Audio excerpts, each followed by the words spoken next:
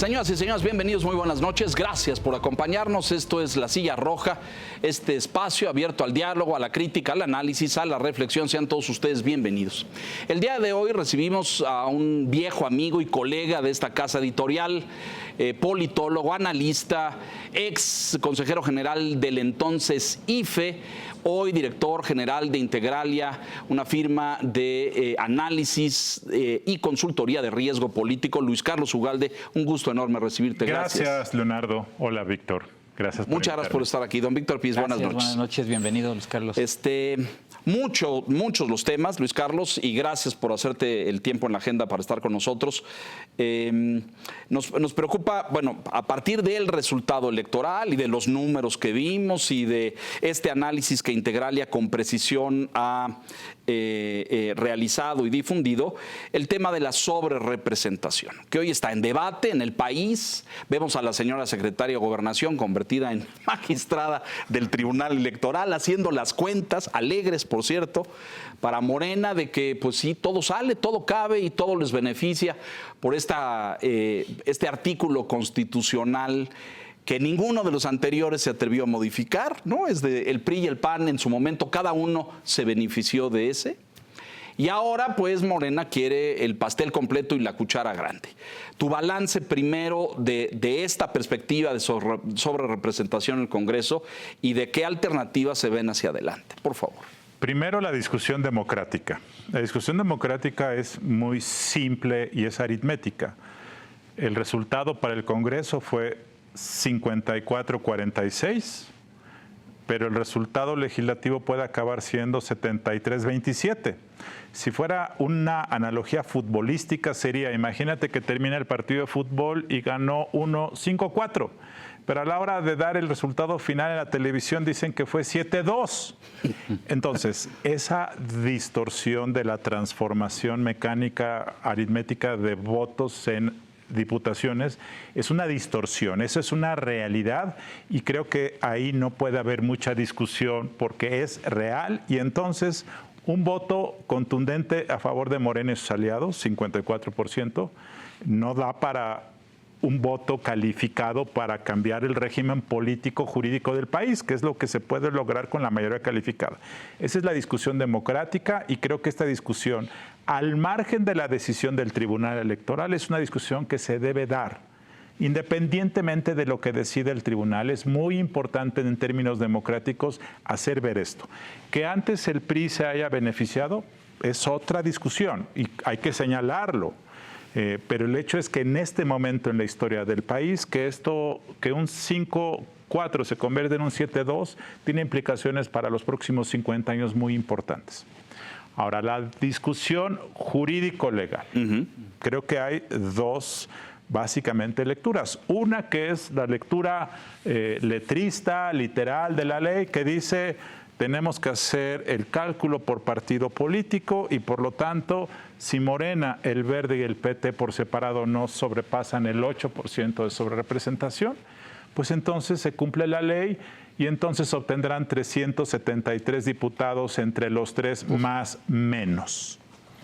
La segunda es la tesis de Olga Sánchez Cordero en 1998 que dice y que han dicho muchos abogados garantistas, jueces garantistas, es que la norma se debe valorar en un contexto en sentido teleológico, es decir, cuál es el fin último que persigue esa norma y de forma armónica. Entonces, esta norma fue gestada en los años 90 y es muy importante entender el contexto ahí, ¿no? ¿Cuál era el propósito? El propósito cuando se gestaron estos techos de sobrerepresentación, que son dos, que ningún partido pueda tener más de 300 diputados y que ningún partido pueda tener más de 8%, lo que buscaba era obligar al PRI de entonces a que cualquier reforma constitucional tuviera que ser dialogada. Consensuada, exacto. Ese era el objetivo. Y por lo tanto, si ese era el objetivo de la norma, esa misma norma debe seguir siendo válida desde un punto de vista constitucional y democrático. La diferencia entre los 90 y ahora es que entonces el ogro filantrópico era el PRI Ahora es... Y en los años 90 el PRI competía solo. La figura de las coaliciones era una figura irrelevante. Y el PRI era el personaje al cual había que acotar. Hoy la figura relevante son las coaliciones porque ha habido reformas, porque es la nueva manera de competir y porque además en el caso de Morena, esta coalición electoral va a ser además una coalición parlamentaria. Esta es una diferencia fundamental. Sí, no solamente compitieron en las urnas, sino que votan parejo en el Congreso. Tuvieron la misma propuesta, van a ir juntos, lo han ratificado. Entonces creo que el propósito de los años 90 de poner estos techos al partido, si hacemos la analogía y analizamos el propósito fin de esa norma debe aplicarse hoy a la coalición. En conjunto. Entonces, los jueces electorales tienen una función de interpretación, no solamente es leer qué dice el artículo, lo aplico, pues para eso entonces pues la inteligencia artificial lo puede hacer bien. Solo. Eso creo que es una reflexión democrática, jurídica, constitucional, que creo que es relevante. Esa es la discusión que hay ahora. ¿Cuál de las dos versiones es la que va a prevalecer? Pues creo que esa es una responsabilidad del Tribunal Electoral y de sus magistrados definir cuál es la ruta que se debe seguir. Eso no ha sucedido, el tribunal no ha abordado el tema todavía. Vemos estos estiras y aflojes políticos de toda la corriente que dice lo que acabas de explicar con precisión, en términos de que esta cláusula del 8, hoy en el contexto político del presente, debiera aplicar a la coalición por completo y no individualmente a cada partido, como Morena pretende. 8 para Morena, 8 para el Verde y 8 para el PT. Perfecto. ¿Tú ves al tribunal listo, fortalecido y con la madurez de hacer esto? Déjame, sí, hacer una segunda reflexión que es muy importante. Y esto tiene que ver con una cuestión de ingeniería electoral y de ingeniería de campañas. Las coaliciones se hicieron para que pueda sumar votos y competir y ser más competitivo. Pero lo que ocurrió con Morena en 2018 y ocurrió hoy otra vez es que su coalición en realidad fue una manera para darle la vuelta a la asignación plurinominal. ¿A qué me refiero? Cuando tú ganas mucho en diputados de mayoría, de voto directo, de distrito, tienes pocos diputados pluris, porque el mecanismo plurinominal fue un mecanismo compensatorio claro, para que las minorías estén representadas también. Claro.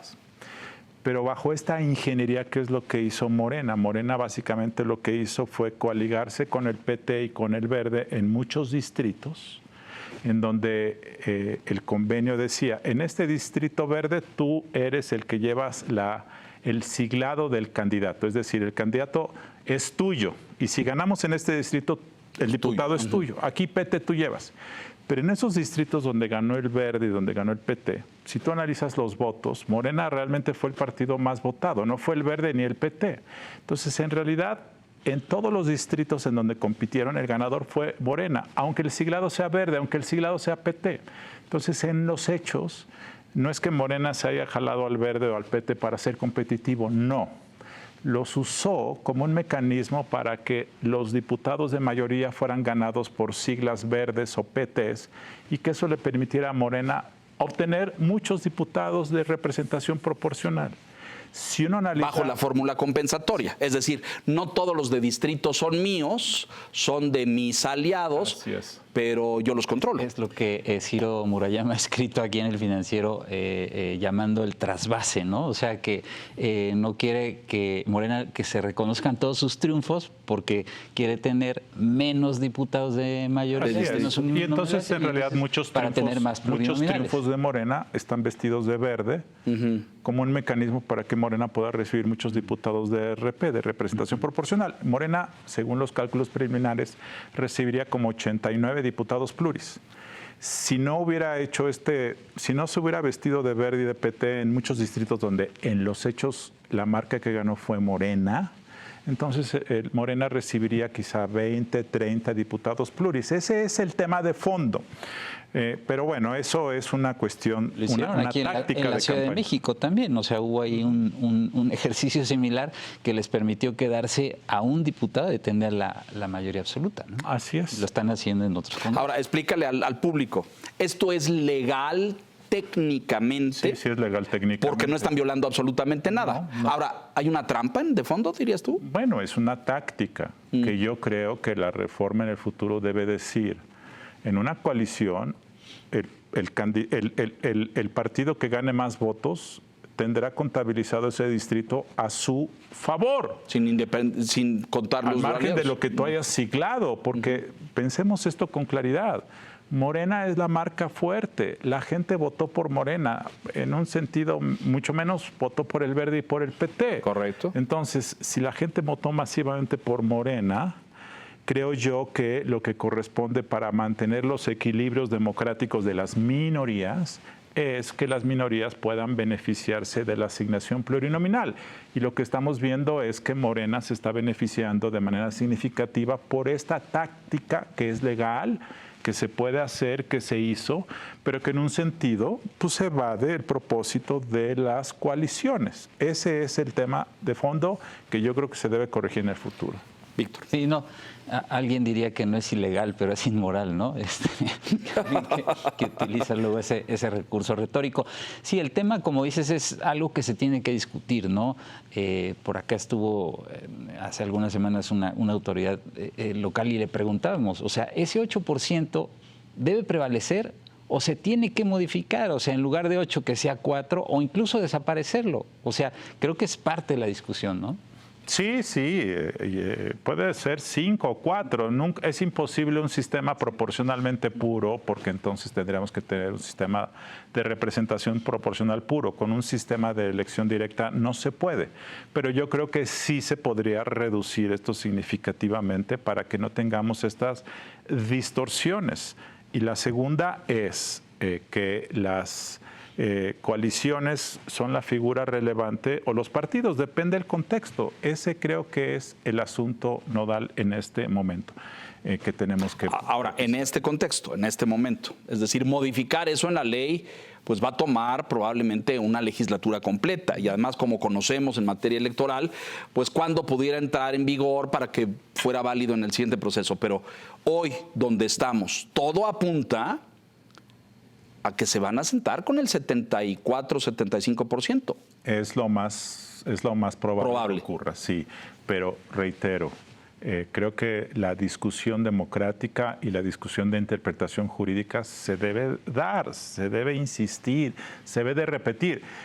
Sobre todo, Leonardo, Víctor, porque si uno va a los años 70 y los años 80, quienes dieron la batalla por el respeto de las minorías fue una parte de la izquierda que hoy está en Morena. Y que está en el poder. Y esa discusión que se gestó en la reforma electoral de 1977 dio lugar a que en 1977 dio lugar a que en 1979, en esa legislatura, por primera vez, entraran al Congreso los diputados plurinominales. En aquella época eran 100. Es la reforma política de Reyes Heroles. Así es.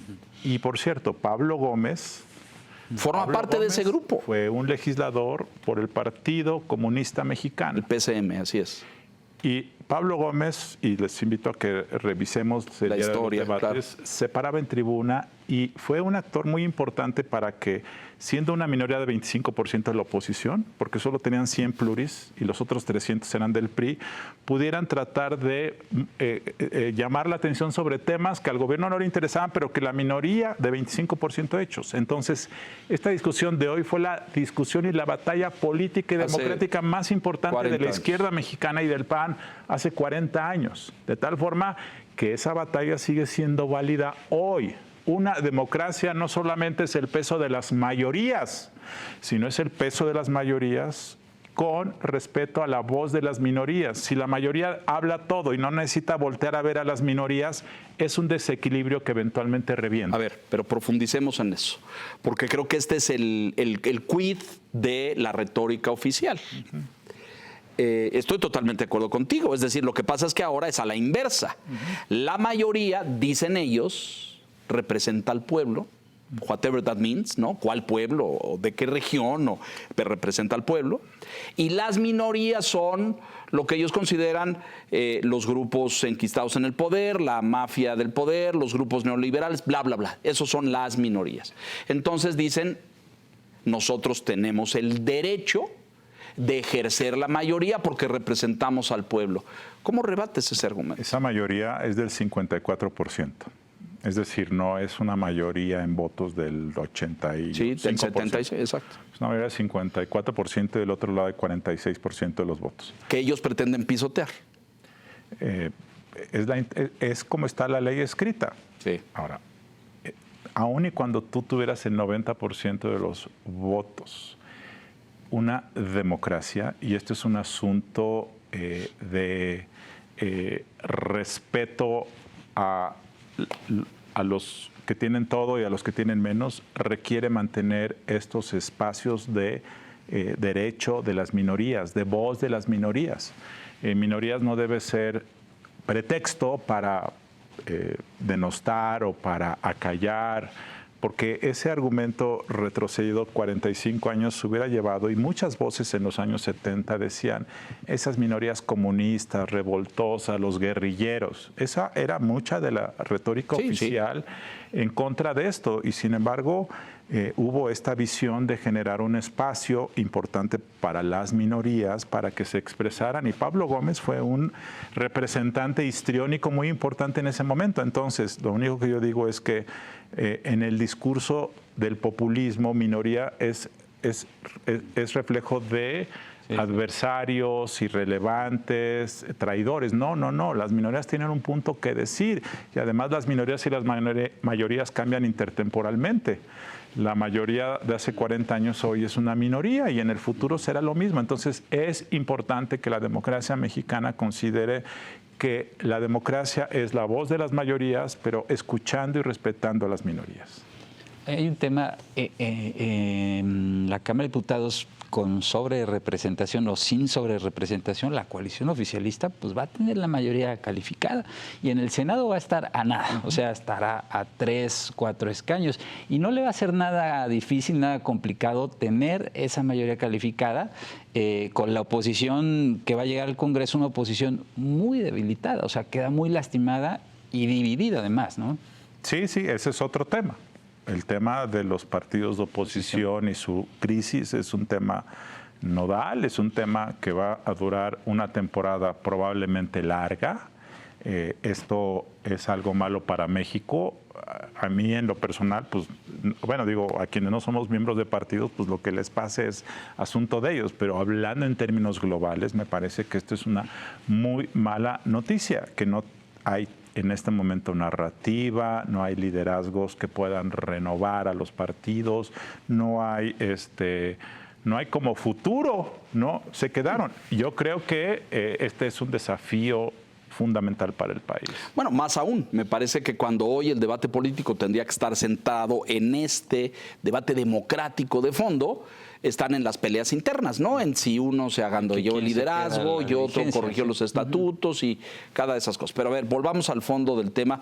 Te confieso mi grave preocupación de no ver a un tribunal electoral fortalecido, listo, maduro, para hacer una interpretación democrática de la ley.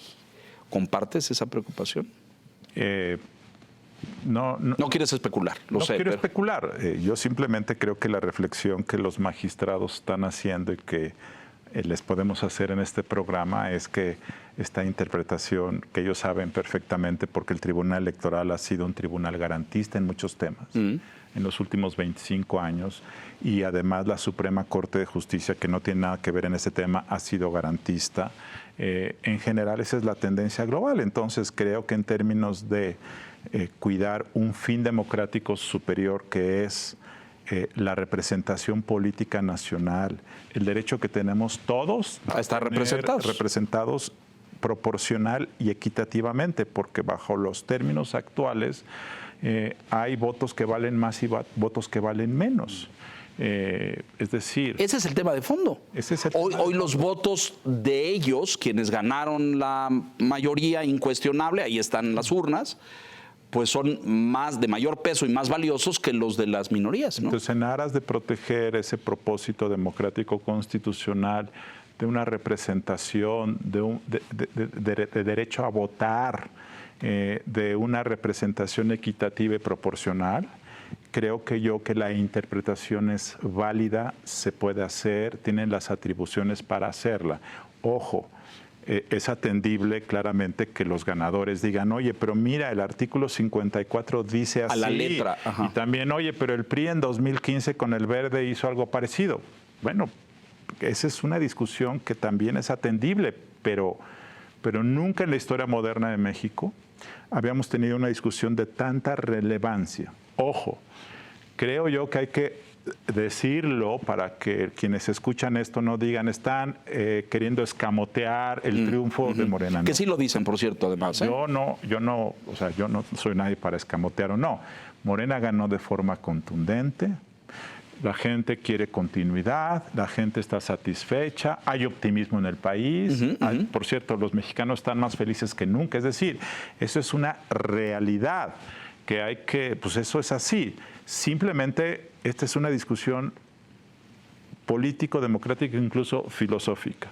Que la gente haya votado por la continuidad y está satisfecha es una discusión. Que la representación política sufra una distorsión y eso nos lleva a un cambio de régimen es otra discusión que tenemos que tomar con mucha seriedad. Incluso, yo diría y pienso, y es una especulación personal, yo creo que a la propia presidenta electa le podría convenir tener mayores equilibrios. Más equilibrios. ¿Por qué? Porque más equilibrios le van a permitir un liderazgo propio más fortalecido, le van a permitir más equilibrios al interior y siempre los equilibrios externos te permiten autocontrol. Cuando tienes tanto que incluso sobra, o sea, cuando tienes 373 diputados que te sobran para cambiar la Constitución, hay como 40 o 50. De más. El gran desafío es, primero, el sentido de que puedes ser lo que sea. Ese sentido de arrogancia. Dos... Como tuvo el PRI tantos años en el pasado, ¿no? Tuvo tantos. Segundo, la proclividad a la equivocación y al abuso de poder. No estoy hablando de que la presidenta electa, el conjunto... Sí, el sistema está, dicen, claro. Luego, tercero, es que la oposición te va a surgir desde adentro. Claro. Cuando tienes tanta gente en un bar y hay una cola afuera de gente que tiene un pase, pero ya no entra porque ya todo el mundo está adentro, afuera la gente se empieza a pelear. O bien los que están adentro se acaban los tragos. Es decir, es demasiado. Es un triunfo excesivo para los propósitos políticos. Y democráticos. Entonces yo creo que a la propia presidenta electa tener un triunfo tan apabullante sobra. Y entonces eso puede al final generarle problemas. Entonces, por cierto, si no hubiera habido este triunfo tan apabullante, la agenda de la transición sería más de Sheinbaum que de López Obrador. Y yo creo que ella probablemente estaría más cómoda en una agenda en la que ella fuera la artífice, porque gracias a que ganaron tanto, López Obrador puede decir, pues entonces yo pongo el plan C, se va a hacer así, se va a hacer así. Como de hecho sucede. Como está ocurriendo. Si no hubiera sido así, creo que Sheinbaum podría estar estableciendo los términos de liderazgo político de la transición y los temas de la agenda. Desde tu perspectiva y sobre la base de lo que vienes comentando, ¿cómo evalúas la transición democrática mexicana, esta transición que viene de un PRI hegemónico, ¿no?, dominante, ¿no?, el caso de la elección de López Portillo, que se presenta solo, no tiene candidato opositor, a esta transición ahora con Morena, con un partido pues también hegemónico y que no sabemos cuánto puede durar? Como dices, la gente votó por la continuidad, la gente está contenta con este gobierno, con esta administración, pero ¿cómo evalúas este paso, este tránsito que está dando México? Terminó el paradigma de la transición. ¿Qué era la transición? Pensar que íbamos a desmontar un régimen hegemónico de partido de Estado, y ese proceso empezó oficialmente en 1988 con la crisis que se dio después de la elección de Salinas, que llevó en los años 90 a una reforma política, la creación del INE, del IFE y luego el INE. Y yo creo que eso terminó en los hechos en 2024. Entonces, esta transición creo que lo que hizo fue detonó el pluralismo, generó alternancias, generó la expectativa que ya terminó de que íbamos caminando hacia un país con separación de poderes, rendición de cuentas, transparencia. y ese modelo fracasó, bueno, no fracasó, ha tenido avances y ha tenido retrocesos, pero una de las cosas por las cuales, digamos, se fracturó fue porque estuvo acompañado de mucha corrupción, estuvo acompañado de problemas graves de inseguridad, la impunidad no se redujo, entonces eres más democrático, pero no tienes Estado de Derecho, hay más corrupción. Ese fue, yo creo que una de las razones por las cuales la gente decía, oye, este paradigma de transición democrática, ¿para qué me sirve? Hay más pluralismo, pero todos se portan igual. Y esto creo que es parcialmente cierto. Entonces, ese paradigma terminó. Entonces, ahora vamos a entrar a otro paradigma que yo le he llamado, en Integralia le hemos llamado, provocativamente el paradigma del neoliberalismo autoritario, que es básicamente que México probablemente mantenga una economía abierta, pero la democracia se cierra. Entonces, una economía abierta con una política cerrada puede ser el futuro. Yo lo veo con cierta claridad, el hecho de que México le conviene seguir una economía abierta. López Obrador y Sheinbaum han ratificado que queremos tener una economía de mercado, la inversión extranjera, las empresas, el nearshoring, el TEMEC. Entonces son los fundamentos del neoliberalismo. Esos siguen más o menos igual. Sí, economía abierta y de libre mercado. Pero ambos dos, y Morena en general, están cerrando las llaves de el paradigma liberal de la democracia mexicana, que era la separación de poderes, el control del Ejecutivo, el Estado de Derecho que no ha cuajado ni antes ni ahora, la transparencia. Entonces, esas cosas yo creo que van a reducirse y por lo tanto creo yo que el país va a caminar a un sistema autoritario. No quiero darle una connotación, es una descripción. Un sistema autoritario en donde hay más concentración del poder, hay menos controles democráticos y probablemente muchas empresas pueden estar felices con esto. Hace poco estaba en Washington y me preguntaron sobre el futuro del país, antes de la elección. Y yo decía, México puede evolucionar hacia un sistema de neoliberalismo autoritario. Y un inversionista que estaba ahí sentado me dijo, oye, pues eso estaría, no estaría mal. Para los negocios funciona muy bien, ¿no? Me dijo que la democracia se vaya al asiento de atrás y que descanse un rato. A veces eso ayuda a que la economía funcione mejor. Y le dije, sí, nada más que si la democracia se va a dormir un rato atrás, pues también el Estado de Derecho se podía dormir un rato atrás y la protección y la transparencia y la rendición. Y la oportunidad de hacer negocios. Este modelo de neoliberalismo autoritario puede ser atractivo una temporada. De hecho, yo creo que muchas empresas en este momento pueden ver que con Sheinbaum va a haber una gran oportunidad de negocios y probablemente lo haya. Y a lo mejor logramos sortear el 2026. Bien, ojalá la revisión del TEMEC y Sheinbaum tiene más claridad y es una mujer más ordenada, más inteligente. Más estructurada, racionalmente. Y entonces a lo mejor su gobierno, que es un gobierno seguramente más tecnócrata, un gobierno con más resultados, probablemente genere esto. El problema no es Sheinbaum, el problema es dentro de 10 años quién llega. Entonces, si en 10 años llega a la presidencia una persona que no es, digamos, un rey o una reina benigna, filósofa, que busca el bien común, entonces ahí es donde el país puede enfrentar problemas. Vamos a hacer una pausa, Luis Carlos. Hijo, yo creo que planteas unas cosas esenciales para el futuro inmediato de México, pero me gustaría hablar de libertades, porque cuando tú hablas con un inversionista y un empresario, pues hasta le parece atractivo. El tema es cuando hablamos de Estado de Derecho, es decir, si se cepillan el Poder Judicial, como todo parece indicar, bueno, y te quitan, como pasó, contratos, plantas, en energía, en tantas cosas. ¿Cuál es la instancia? ¿Dónde te quejas? ¿No? Déjenos hacer una pausa. Estamos con el doctor Luis Carlos Ugalde haciendo esta reflexión sobre, sí, la sobrerepresentación, pero de fondo el modelo. ¿Cuál va a ser el modelo de México en los siguientes años? Mensajes, volvemos.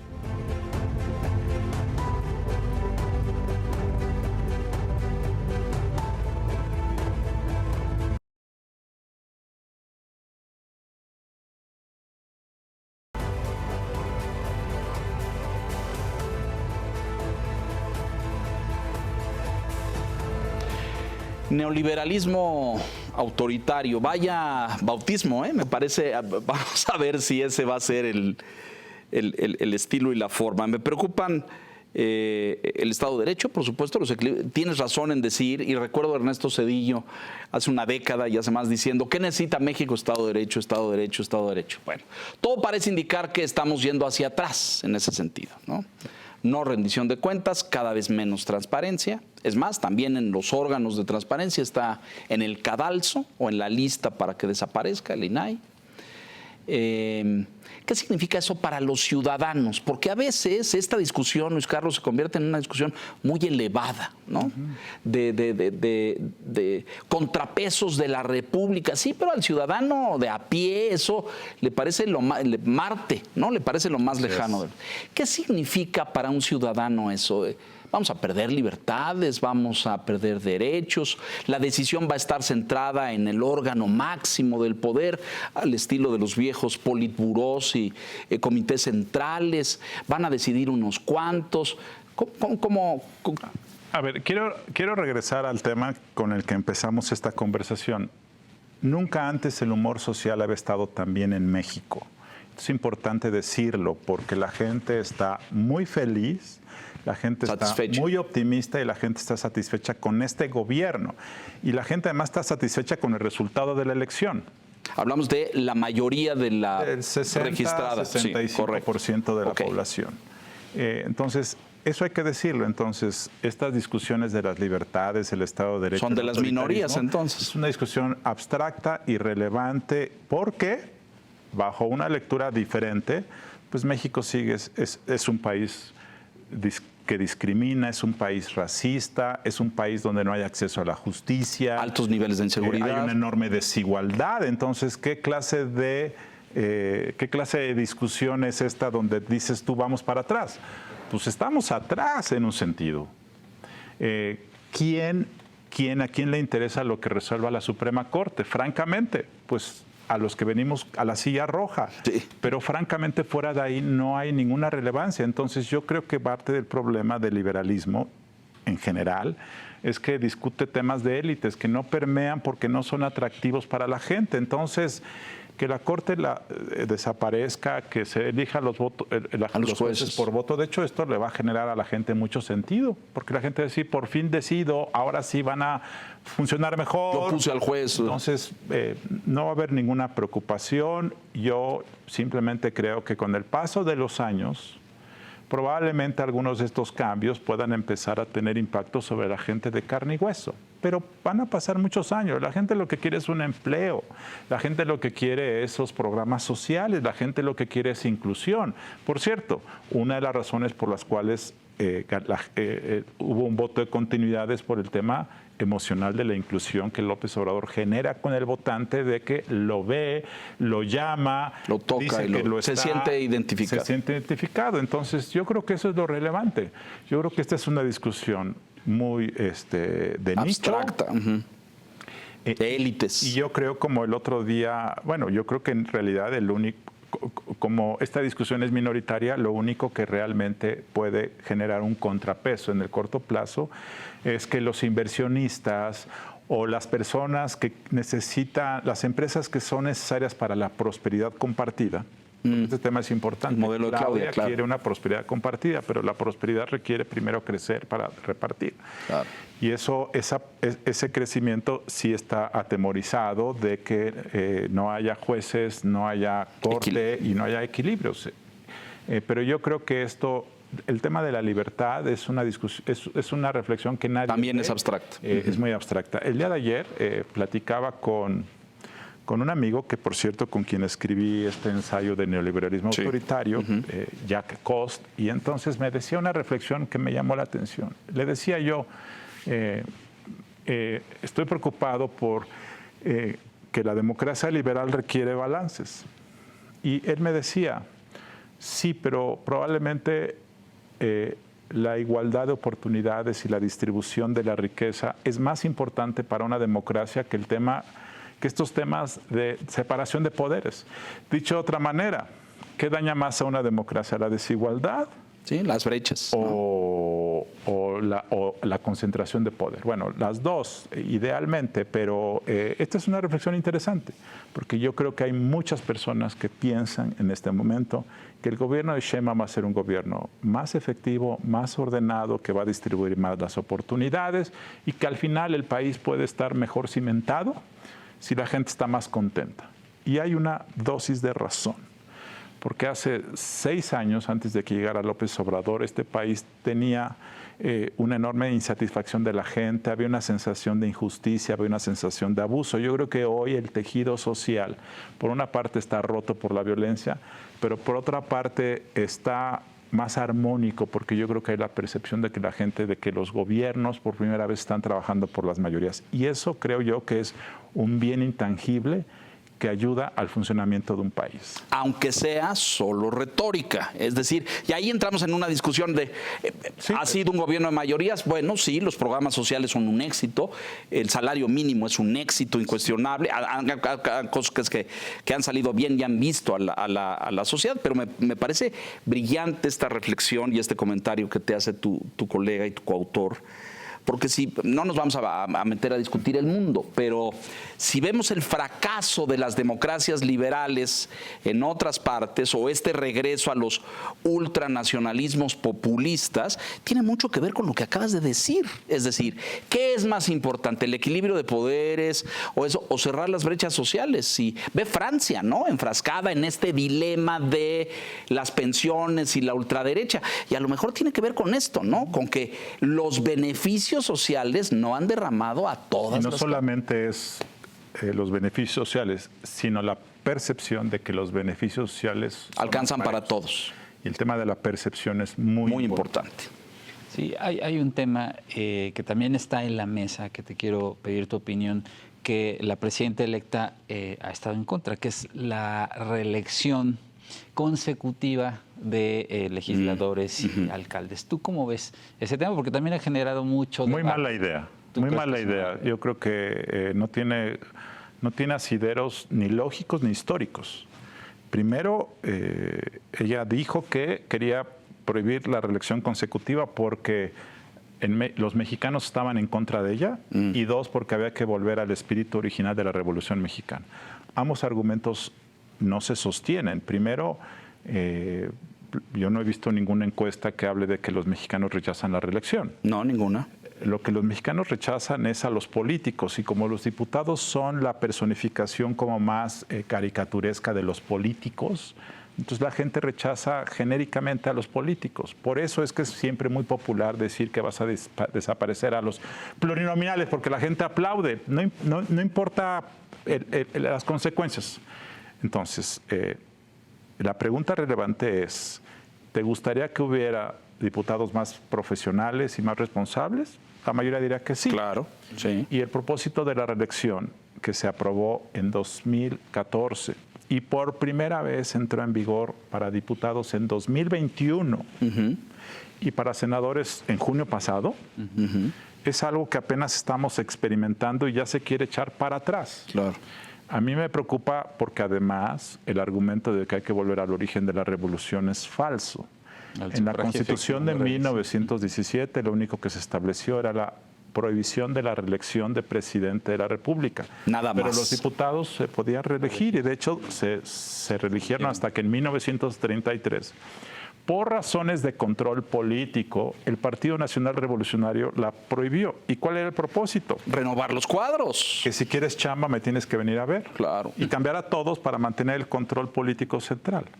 Entonces, ¿por qué lo propone como una de sus 7 reformas prioritarias? Me llama mucho la atención, porque no era un debate, nadie lo estaba demandando.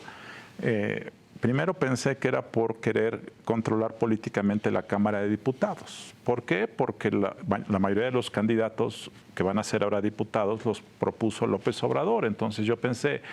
Suena lógico que Claudia quiera tener control de eso. Ella quiere nominar a todos los candidatos en 2027 para que ya sea una bancada morenista propia. Pero después vi la propuesta y decía que aplicaría a partir de 2030. Es decir, ella no sería beneficiaria de esto. Y entonces dije, ¿cuál es la razón? Bueno, puede ser que es una creencia real de que no debe haber reelección.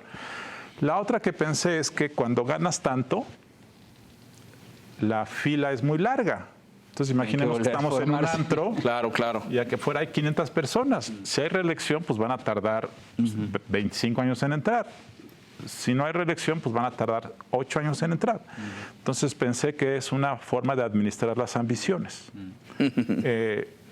Pero no me queda claro, porque el gran problema de esto es que en los últimos 6 años hemos tenido el Congreso más sumiso y menos profesional de los últimos 50 años. E ineficiente, me parece.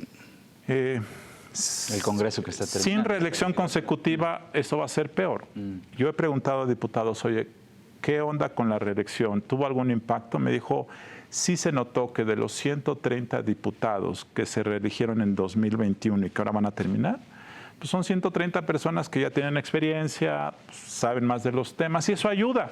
Sí, claro, hay una curva de aprendizaje, claro. Si eso lo eliminas, volvemos al principio de que llegan nuevos. Y yo entrevistaba a varios que decían, la curva de aprendizaje para ser legislador, es decir, las comisiones, las iniciativas, el regreso, la corrección, el pleno, la Cámara Revisora, eso se lleva más o menos, me decían algunos, 1 año y medio. Es decir, te conviertes en un legislador verdaderamente efectivo cuando ya te queda casi 1 año para irte, es decir, todo el principio es aprendizaje, ¿no? Así es. Me parece interesante, yo creo que ahí hay truco también, vamos a ver, pero si la propuesta original dice que entre en vigor hasta el 2030, luego en el debate, bueno, decir, no, de una vez ya en el 27, ¿no? Ahora, nada más que aquí, sí, por supuesto, para los que van a tomar protesta, votar en contra de la posibilidad de que ellos mismos puedan seguir una carrera política es bastante complicado. Sí. Entonces, no entiendo la razón. No entiendo por qué, porque yo creo que digo, además de que somos una anomalía, en el mundo prácticamente todos los países existe la reelección consecutiva, nadie está hablando de la reelección presidencial. No. Y por cierto, este tema es más grave para el caso de los alcaldes. Los alcaldes se pueden reelegir en México una vez. Y sí ha habido la evidencia de que en muchos casos un alcalde tiene que hacer planeación, a diferencia de un diputado. Sí. Y cuando tú tienes 6 años, en lugar de 3, tu perspectiva, puedes planear financieramente, puedes hacer programas, proyectos, claro. Y hay algunos lugares donde esto ha empezado a generar resultados. Si tú prohíbes eso y otra vez son alcaldes de 3 años, eso va a generar un daño a la calidad de los gobiernos locales. A ver, déjame retomar otro punto, porque parte de lo que hace Integralia es calcular y evaluar el riesgo político, ¿no? Es parte de lo que ustedes hacen y tienen su semáforo trimestral o bimestral muy eficiente que nos ayuda a muchos a entender.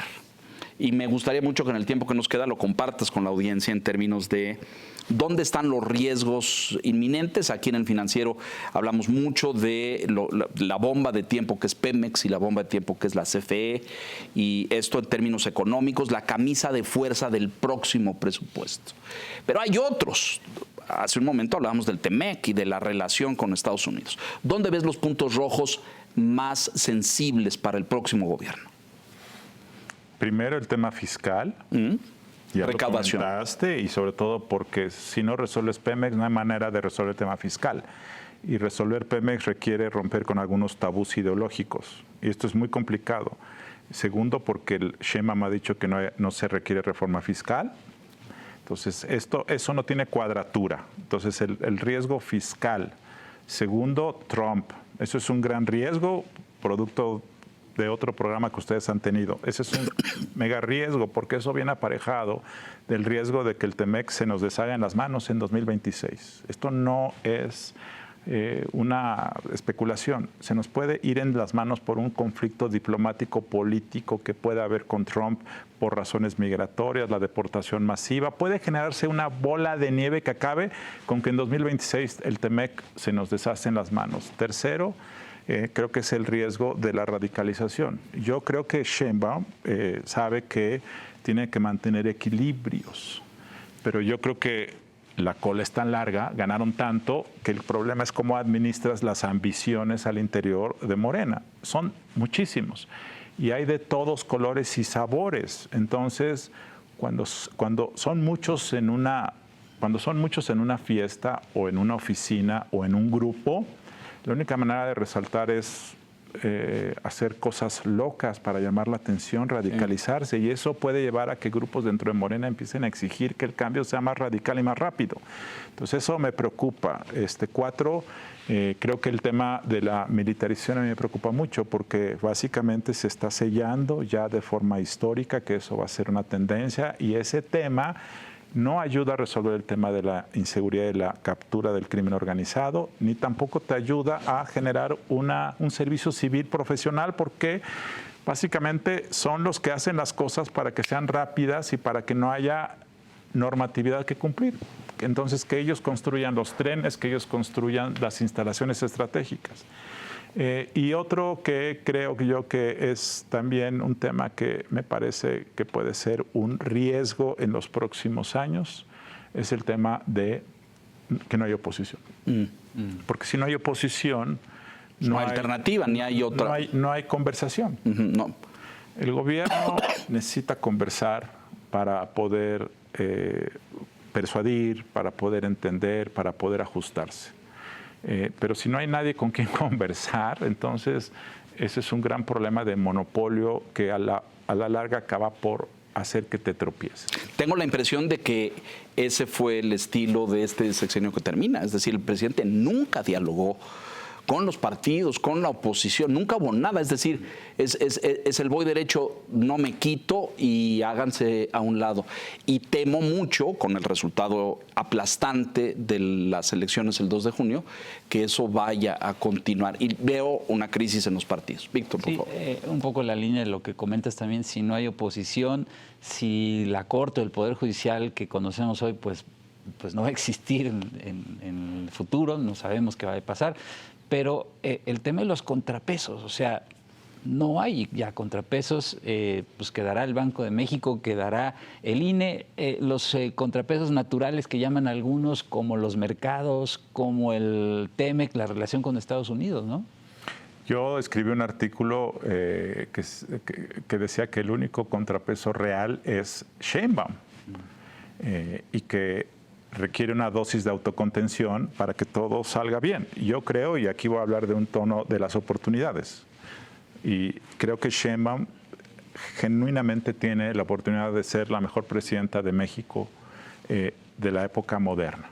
Tiene mucho poder, tiene mucha legitimidad y ha dado señales de tener más orden. Y estructura, sí. Su gabinete es un gabinete más tecnócrata, o es un gabinete tecnócrata, tiene además la oportunidad geopolítica del nearshoring. Entonces, si ella logra conjugar varias cosas y autocontenerse, puede hacerlo. Pero esta autocontención pues, es un ejercicio individual de decir, aunque puedo, no debo. De madurez política. Pero la gente también dice, eso es una ingenuidad. Cuando tiene las canicas, si no las tomas tú, alguien las toma. Entonces, yo sí siento que ese ejercicio de autocontención es importante. El problema es que ahora, como ganó tanto, ella quiere probablemente ella, si quisiera autocontenerse, López Obrador lo que quiere es expandirse. Sí. Y esta transición puede hacer que ella, esa dosis de autocontención y de prudencia que yo creo que es necesaria para generar un gobierno efectivo, que la pueda convertir, reitero, en la mejor presidenta de México. Esto puede desequilibrarla y arrollarla. Ganar por mucho, el gran problema es que hace que la ola te arrastre. Sí. En lugar de que ella diga, esta es la secuencia y el ritmo, la ola puede empujarla. Claro. Ese yo creo que es el gran problema en este momento. Que es más interno en Morena. Un tema del que no hemos tocado, pero me parece capital, sobre todo cuando hablamos de estos niveles de satisfacción en la población, es la corrupción.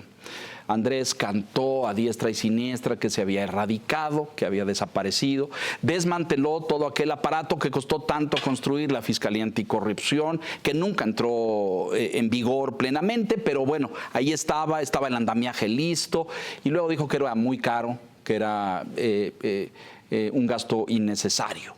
Y lo que hizo fue cerrar las llaves del presupuesto. Entonces, con eso más o menos contó. ¿La corrupción se acabó en este país, Luis Carlos? No, yo creo que esa es una de las grandes decepciones de este gobierno que termina, que no hizo nunca nada real para terminarla. Una cosa es la austeridad y otra cosa es la integridad. Sí hay mucha austeridad y entonces el pueblo piensa que eso significa que hay honestidad. No tiene nada que ver.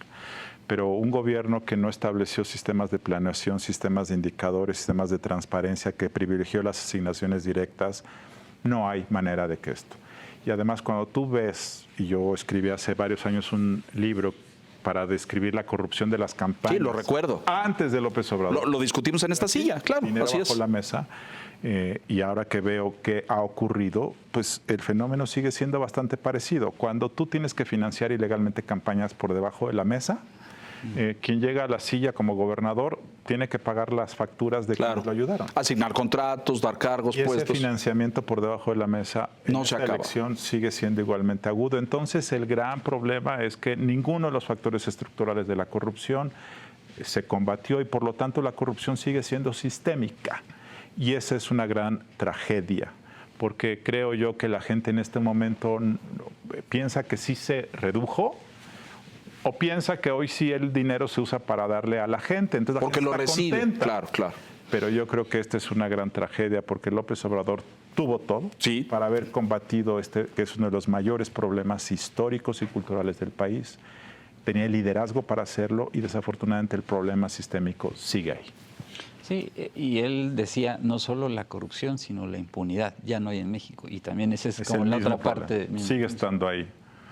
Por cierto, un último comentario de optimismo para ver el mundo. Dado que la agenda de la reforma judicial, que no es sino la elección por voto popular de los ministros, es una realidad que a lo mejor Sheinbaum quiere o no quiere, no sé, pero va a ocurrir. Si ella tomara el toro por los cuernos e hiciera de la reforma judicial una reforma profunda para Del ahora Poder sí Judicial. combatir la corrupción desde el Poder Judicial, creo que esa podría ser la verdadera cuarta transformación que yo no veo que haya ocurrido. Y ella podría subirse a eso y decir, bueno, ni modo, vamos a elegir a algunos jueces por voto popular, pero a cambio vamos a realmente hacerlo bien. Eso sería algo que la historia le aplaudiría. Ojalá y te escuchen. A mí me preocupa mucho esta ola de la que hablabas, porque yo sí veo un estira y afloje al interior de Morena. Todo el mundo quiere su rebanada, todo el mundo quiere su cargo, su puesto, su lugar, su marco. Es como decir, y los he escuchado decir varias veces al principio de la administración, decir, ahora nos toca a nosotros, ¿no? Sí. Y estuvieron ahí 5 años, no cambió el tema de la corrupción.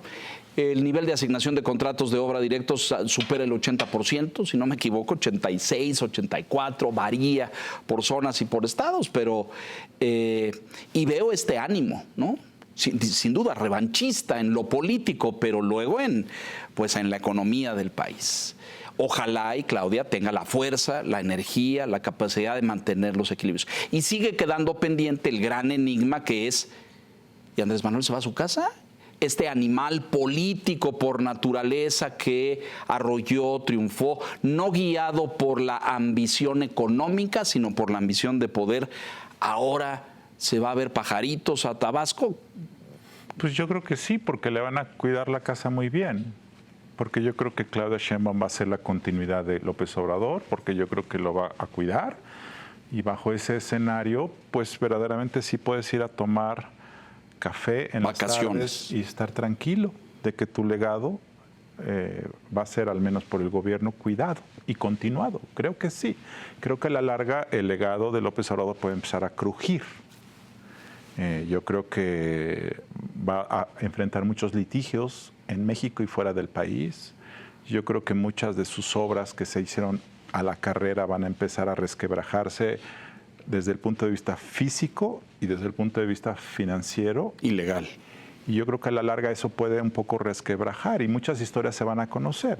Pero yo creo que va a ser un presidente que va a salir muy popular, muy poderoso y que él va a estar satisfecho durante un periodo Y si tiempo. tiene quien le cuide bien la casa, pues el obradorismo como tal, por lo pronto no tiene fecha de caducidad, ¿no? Así es. Va a prevalecer. No sé, yo no percibo un hombre con la capacidad de la autocontención, no la tiene en lo político, en lo social, en el liderazgo de la plaza. Yo no veo, es decir, si reviso la historia en México de grandes expresidentes o de expresidentes, o sea, Lázaro Cárdenas terminó muy joven, vivió 30 años después de haberse retirado y recibía a todo Dios Padre y intervenía y levantaba el teléfono y hablaba con gente para que los atendieran. Echeverría tuvo la ambición y luego pues López Portillo le puso un alto y lo mandó al rincón. Si lo pudiera haber mandado a la luna, lo hubiera mandado, pero lo mandó solo a Fiji. No se nos olviden, ¿no? Más lejos imposible. Pero yo creo que Andrés va a tener una oficina abierta, recibiendo gente, interviniendo en cosas y haciendo llamadas, porque lo van a ir a ver. Es el caudillo, ¿no? Es aunque él diga que no es el líder moral, pero lo van a ir a ver y le van a pedir, intervenga usted, presidente, con tal, ¿no? Yo no lo veo tomando café y en la observación, pero que la historia lo dice. Conclusiones, señor Piz, porque se nos acaba el tiempo. Agradecer a Luis Carlos, siempre es muy interesante tenerlo aquí en la Silla Roja, porque nos ayuda a entender muchos de los fenómenos políticos y sociales. Gracias, Víctor. Gracias. Éxito. Gracias. Te agradezco mucho que nos ayudes a entender todo esto y, por supuesto, quedamos pendientes porque vienen muchas cosas en México, ¿no? Vamos a ver cómo es críptico mes de septiembre, que muchas cosas pueden pasar y cómo es la llegada al poder de la nueva presidenta. Gracias, Luis Carlos. Gracias. Muchas gracias. Y a usted que nos hace el favor y la gentileza de escucharnos aquí, La Silla Roja, puntualmente en la semana entrante. Hasta entonces, gracias. Buenas noches.